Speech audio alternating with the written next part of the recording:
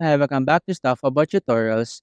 Today we're talking about how to create new document and ClickUp.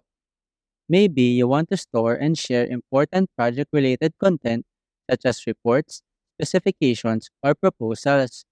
So today I'm going to show you how to create new document and ClickUp. Check video description and I will try to leave the written instructions. So let's start. First, open the ClickUp application and log into your account. Once you're logged in, you will be taken to the home page.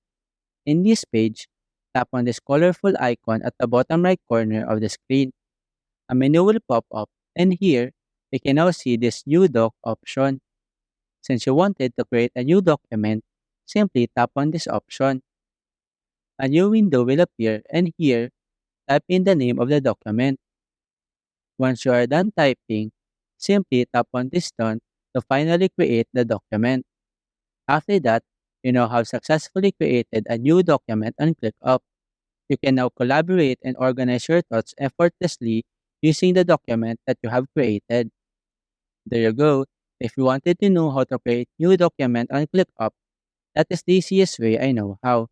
If you know another way to create new document on ClickUp, leave a comment below. Also, be sure to subscribe for more videos.